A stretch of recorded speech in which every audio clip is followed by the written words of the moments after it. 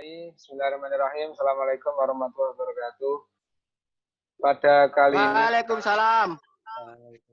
ini kita akan masuk perkuliahan tentang penyakit kronis dan penyakit akut, kemudian penilaian kesehatan prapartisipasi dan keamanan olahraga.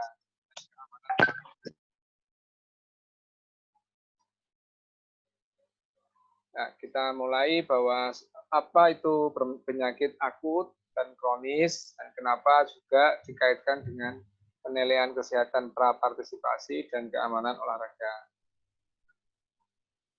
Sebelum masuk ke apa itu akut dan apa itu kronis, kita mulai kembali tentang apa itu kesehatan, apa itu kebugaran jasmani, kemudian aktivitas fisik, latihan fisik dan olahraga, bedanya di mana. Kalau kesehatan adalah keadaan di mana yang stabil antara fisik, sosial, mental, dan tidak hanya sakit. Kalau kebugaran itu kemampuan seorang melakukan sehari-hari tanpa menimbulkan kelelahan, maka dia dikatakan bugar. Maka bugar saja nggak cukup, juga sehat dan bugar. Aktivitas fisik itu adalah gerakan yang mengeluarkan tenaga untuk pembakaran kalori, seperti jalan kaki, itu bisa fisik. Kalau latihan fisik, itu adalah yang berulang-ulang berencana untuk kebugaran jasmani. Kalau olahraga itu ada bedanya lagi adalah tidak hanya kebugaran jasmani namun juga terkait prestasi.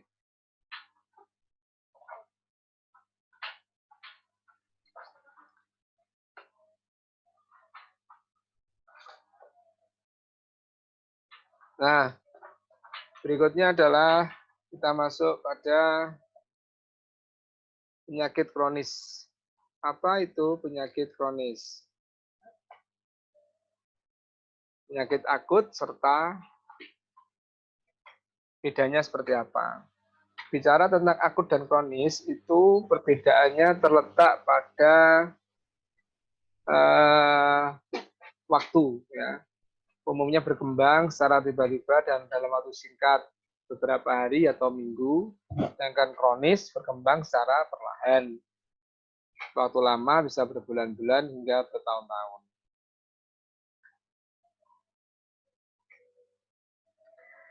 Dari Springer itu menjelaskan bahwa kalau akut itu cenderung memiliki serangan yang sangat cepat dan biasanya hanya berlangsung dalam waktu singkat.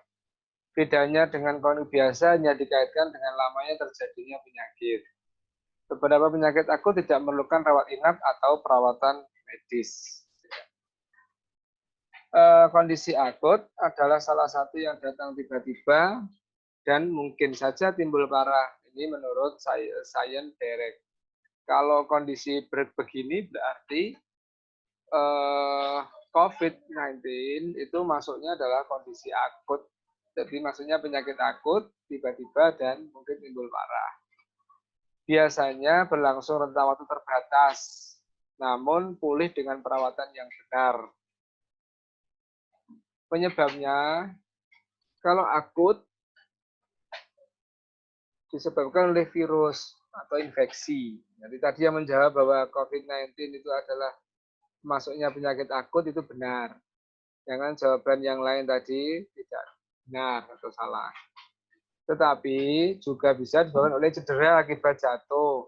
Anda olahraga pencak silat kemudian berbenturan, eksiden, penyalahgunaan nafsa, obat-obatan, itu juga bagian terkait dengan akut.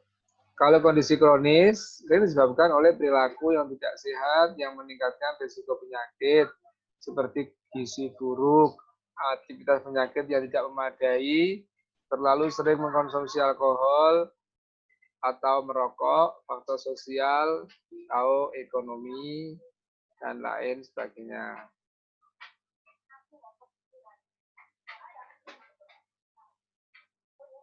Ya, termasuk usia cenderung mengembangkan salah satu dari kronis.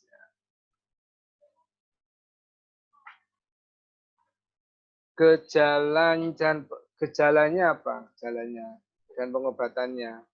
Kalau akut cenderung cepat disertai gejala yang berbeda dan menjadi lebih baik setelah misalnya gejalanya yang penting adalah dia itu gejalanya jangkanya pendek. Ya misalnya patah tulang, kemudian flu biasa hilang dengan sendirinya itu bagian dari akut. Jadi pengobatannya dilakukan perawatan atau pengobatan secara baik, cepat itu sembuh. Ya. Terkadang bisa sembuh dengan sendirinya, misalnya flu biasa. Kalau kronik itu lambat berkembang, dapat berkembang seiring waktu. Kemudian yang umum adalah radang sendi, Alzheimer, diabetes, penyakit jantung, kanker, tekanan darah itu maksudnya adalah kronis.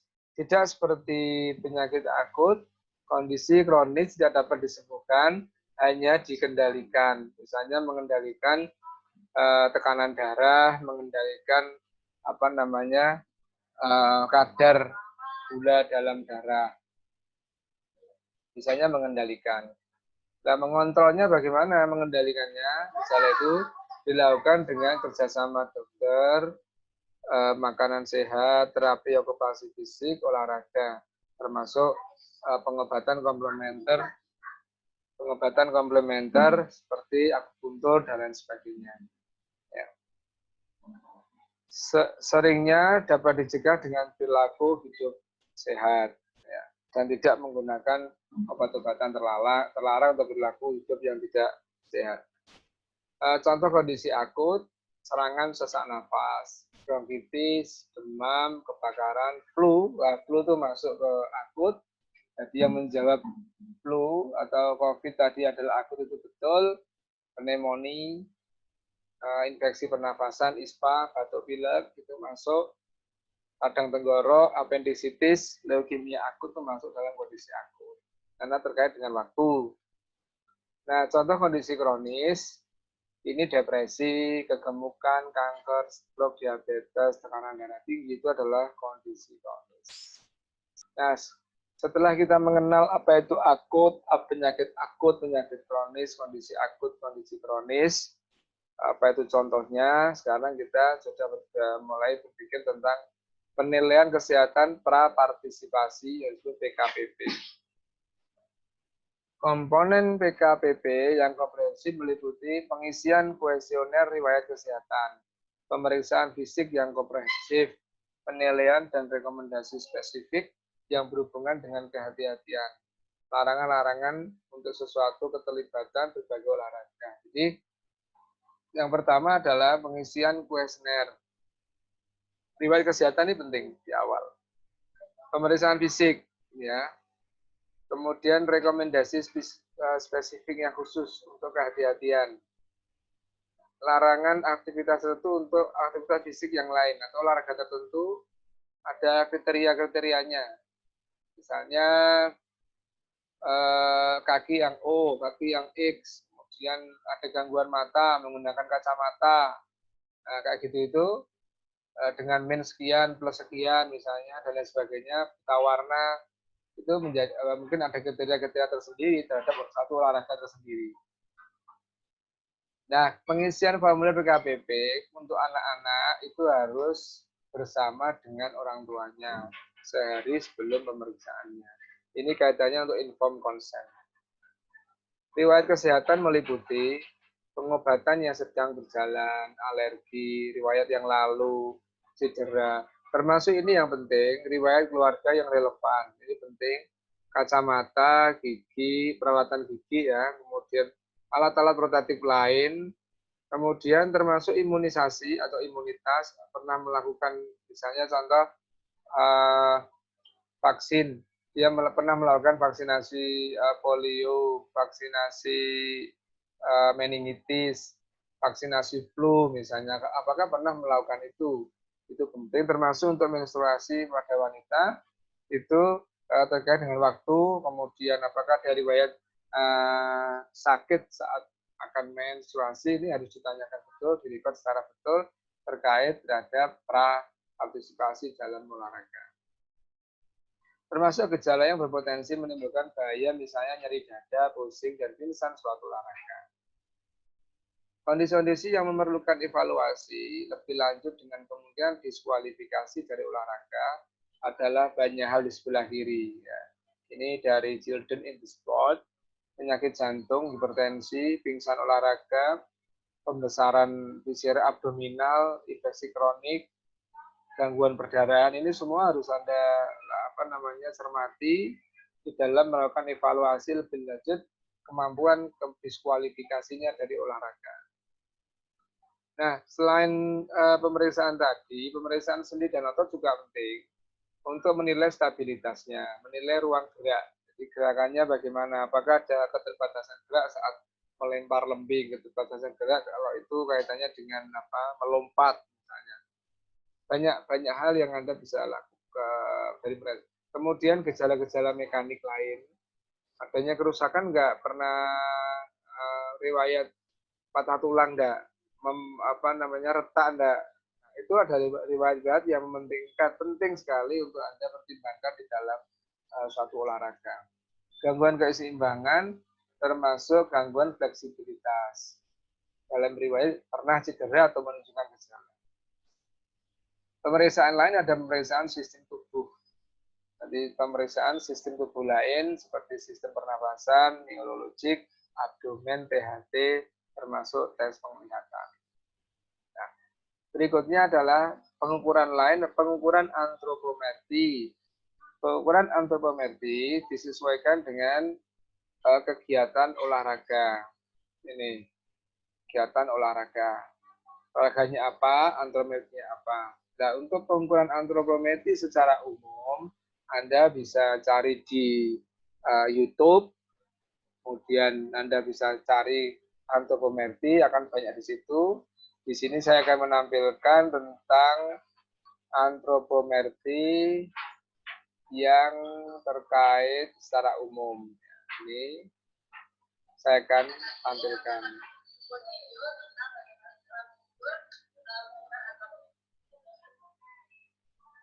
Pengertian antropometri. Antropometri adalah semua ciri yang menggambarkan dimensi tubuh, termasuk tinggi, berat badan, dan lingkar tubuh. Tujuan kita melakukan pengukuran antropometri adalah untuk memeriksa status nutrisi protein dan energi seseorang yang mungkin mengalami kelainan komposisi tubuh atau adanya kelainan massa otot. Pertama, kita akan mengukur lingkar tubuh. Lingkar tubuh yang pertama yang akan kita ukur adalah lingkar lengan bagian atas. Lingkar lengan atas dibagi menjadi 3 bagian. Ya, dalam kaitannya ini, itu dia melakukan pengukuran pada lingkar lengan, kemudian nanti juga pada kaki ya, lingkar kaki, lingkar paha, kaki itu dia ukur semuanya. Tapi antropometri ini juga akan melihat dari kebutuhan-kebutuhan suatu keadaan tertentu. Anda bisa cek antropometri pada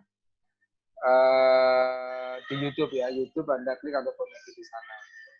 Oke, saya akan stop share. Anda bisa cek di YouTube dan Anda cari pengukuran antropometri tersebut. Nah, kemudian pemeriksaan lain, pengukuran lain adalah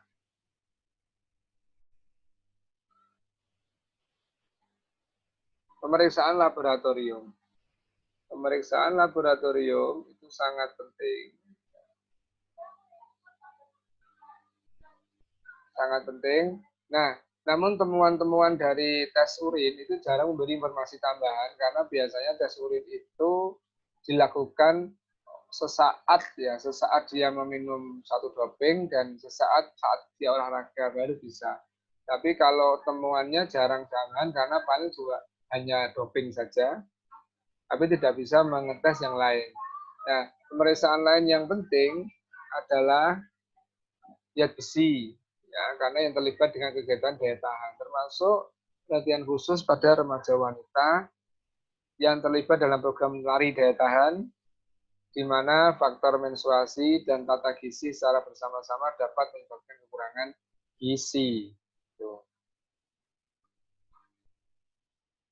Nah, selanjutnya adalah keamanan olahraga. Kenapa ini sangat penting? Anda bisa perhatikan gambar di samping adalah seorang bapak-bapak, orang tua yang dia mau sepeda dengan baju olahraga yang sangat lengkap dan safety, termasuk helm, dan dipasang helmnya itu dengan baik. Ya, keamanan olahraga. Nanti di akhir adalah kenapa sih kita penting sampai keamanan olahraga, buat apa pentingnya, kita kaitkan dengan partisipasi dan dikaitkan dengan penyakit akut, apakah itu akut disease, akut illness, atau chronic illness. Berbagai manfaat olahraga, sebelum kita bicara keamanan, adalah meningkatkan fisik, psikologis, dan sosial ekonomi. Namun di lain sisi, bermain olahraga bisa menyenangkan, tetapi juga bisa berbahaya jika tidak hati-hati. Ini pada sport safety. Ya, dia bisa menyenangkan, fun, seperti Anda melakukan sepak bola, basket, whatever of kind of sport gitu. Anda bisa lakukan, namun jika tidak berbahaya, bisa berbahaya jika sangat tidak hati-hati. Nah, untuk mencegah cedera, Anda bisa perhatikan gambar di samping kanan adalah dia menggunakan perlengkapan baseball dengan sangat betul ya. Nah, maka ini adalah untuk mengurangi cedera. Maka mencegah cedera yang pertama adalah dapatkan fisik untuk memastikan Anda sehat sebelum mulai olahraga. Berikutnya adalah mengenakan sepatu dan peralatan yang tepat, minum banyak air, pemanasan, dan peregangan. Ini untuk mencegah cedera dari awal. Pemanasan yang terpenting ya. Nah, tadi ada yang bertanya tentang pemanasan dan peregangan terhadap atlet.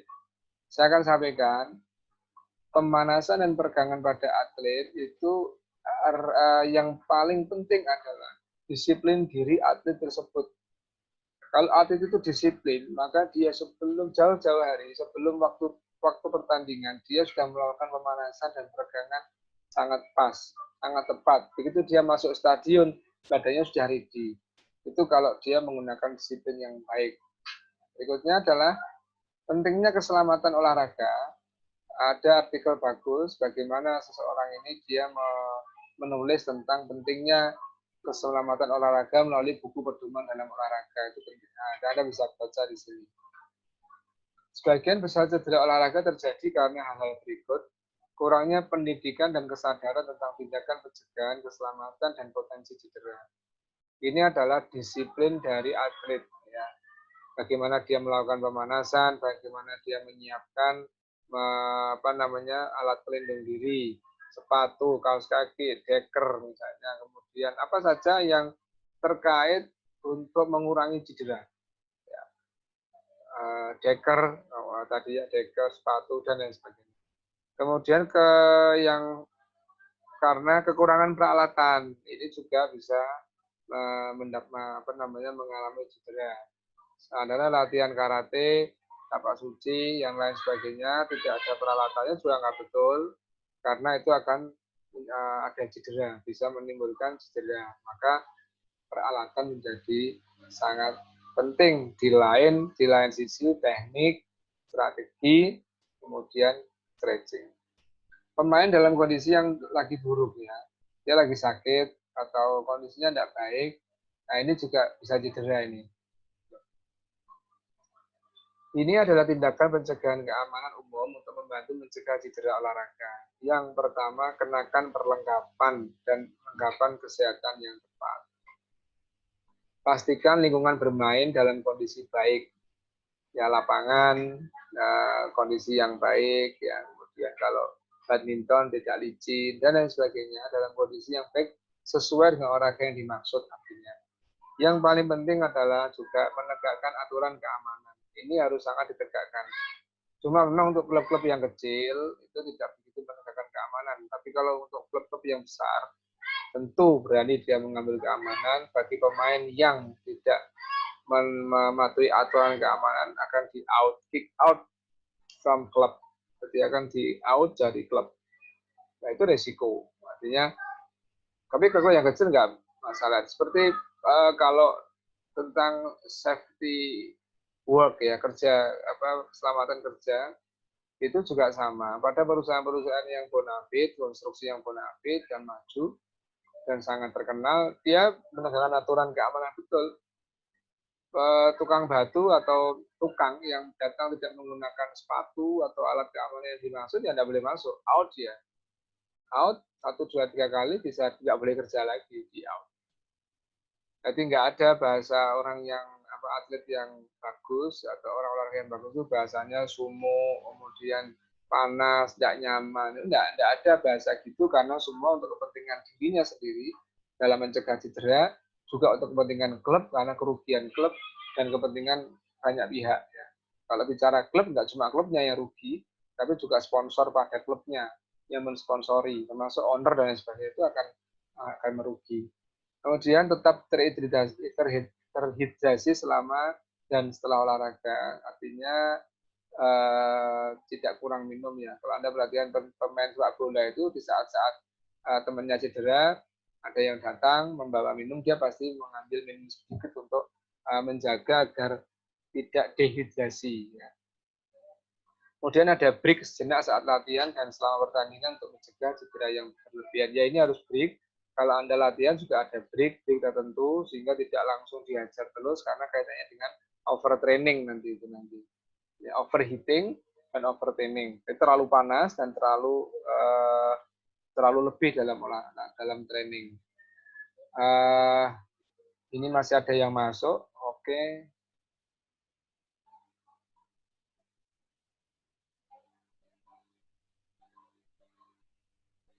Setelah saya admit, kemudian setelah saya admit, saya akan log karena udah mau selesai.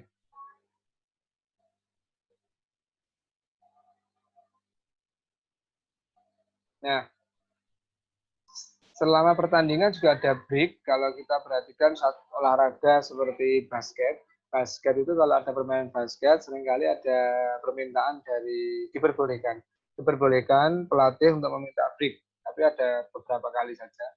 Itu diperbolehkan untuk break, sehingga disitulah letak mereka selain menghindari cedera, bisa digunakan untuk koordinasi antara pelatih dan pemain dan lain sebagainya untuk pengkondisian banyak hal.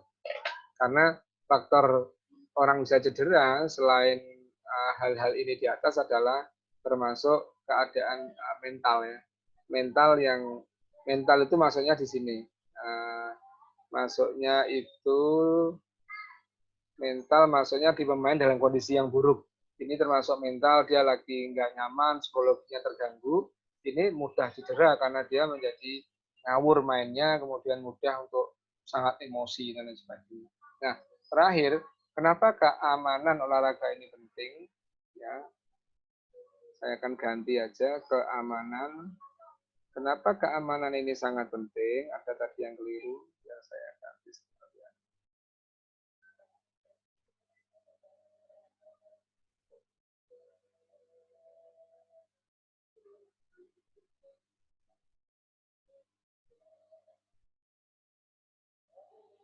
Nah, kenapa keamanan olahraga ini penting? Karena penyebab utama kematian mendadak dalam olahraga dan aktivitas fisik adalah serangan jantung mendadak. Stroke panas ya saat aktivitas, cedera kepala dan lain-lain saat aktivitas. Sehingga kalau Anda pernah ketemu ada berita habis olahraga itu ya, habis olahraga apa saja olahraganya, tenis atau apa, kemudian tiba-tiba dadanya sesak, ternyata dia kena serangan jantung mendadak dan meninggal. Ini banyak terjadi. Jadi kenapa materi ini penting dimulai dari akut, kronis, kemudian prapartisipasi dan keamanan olahraga, dikarenakan keamanan olahraga ini sangat penting terhadap kaitannya jika ada kondisi yang serangan jantung mendadak. Tentu serangan jantung mendadak ini harus dilihat lagi pada asesmen prapartisipasi tadi. Apakah dari riwayat penyakit jantung, kapasitas paru yang tidak baik, tekanan darah yang naik turun, emosional yang gimana, riwayat, ada banyak hal yang dilakukan pada saat asesmen tadi, sehingga di situ untuk mencegah terjadinya kematian mendadak dalam olahraga. Dan Anda bisa akses dalam NCBI Itu satu artikel jurnal internasional. Saya kira itu kuliah pada kali ini tentang pertemuan tentang penyakit akut, kronis, prapartisipasi, dan keamanan olahraga. Demikian saya akan tutup. Sebelum saya tutup, apakah ada yang mau ditanyakan? Kalau nggak ada yang ditanyakan, saya akan tutup kelas ini. Dan hari ini yang hadir 24 mahasiswa. Nanti PJ akan memberikan informasi ke saya siapa saja yang hadir. Berarti yang tidak hadir adalah tidak masuk. Demikian.